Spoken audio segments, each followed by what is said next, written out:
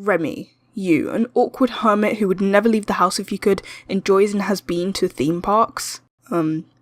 Yeah. So I know the title says theme parks, but I'm also going to talk about something called the Fair, which is an extremely overpriced event that happens here during the summer. There's a few rides there, mostly along the lines of Ferris wheels and fun houses, but there are a couple of extreme ones. I went on two of these extreme rides, and I'd say they're pretty extreme. Okay, I'm stopping. One of them was called the X-Flight, and one was called, I don't remember, was moderately scary, but not too bad, so I went on that one first. I think it's what's called a spider ride. I don't know, here's a picture of what it looked like. The person controlling the ride was a guy who looked like 2009 Justin Bieber, and I've never seen someone so psychotic. He seemingly had full control of how fast, slow, high or low the thing went, and the first time I went on, he just went to town. It was a harrowing experience for my first real ride, and I went on again, naturally, and it was like a whole new ride. It was slow and more like a teacups ride, although there was one moment of absolute madness when he decided to randomly drop us after lulling us into a false sense of security. The other ride, however, the X-Flight was giant and scary and oh my god, flashbacks. So, fun fact, I'm actually quite scared of heights, but also apparently extremely sadistic because Jesus, look at that thing.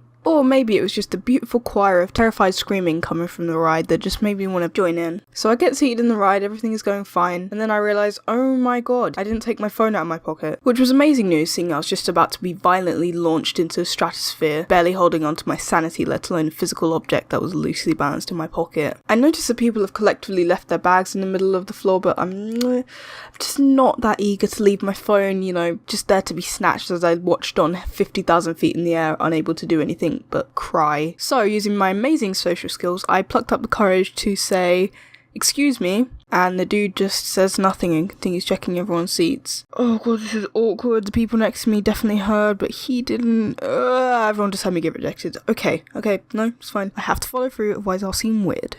Excuse me? Nothing. Nada. Now this is above average volume that any normal human could hear, so I have to assume that his midlife crisis was too loud so he just didn't hear me. Okay, that's mean. But we're even now, okay dude? So let's review. I am now not only faced with the inevitability of losing my phone, I also just embarrassed myself next to strangers.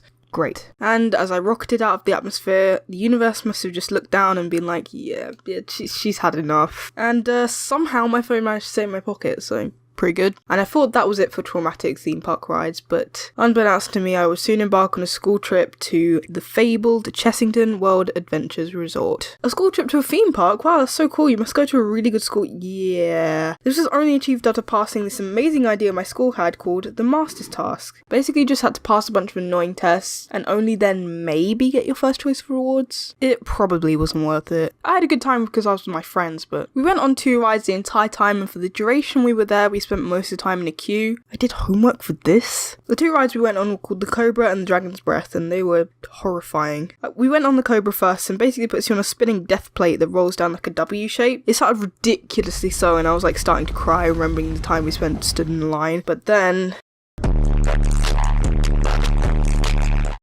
holy crap, this thing went from 0 to 100 in no time. I screamed my head off, like crying, there were tears, it was emotional. My friends were just laughing at me. Honestly, they're fake friends. And finally, the Dragon's Breath. Oh Jesus. I screamed on the Cobra, I ascended to a different audio plane on the Dragon's Breath. Thing was terrifying. It was like freaking twisting and turning and like doing things that, to be frank, did not seem geometrically possible. Going on a roller coaster is paying for torture. Fact. Thanks for watching this video. I'm sorry I've been really bad about like uploading regularly. I'm gonna try and get this one out quickly. I don't know when I've uploaded this because I'm recording this in the past. It is the 19th of March, so hopefully I'll get it out quickly. So yeah, like I said, thanks for watching and I'll see you in the next one. Peace. Begin to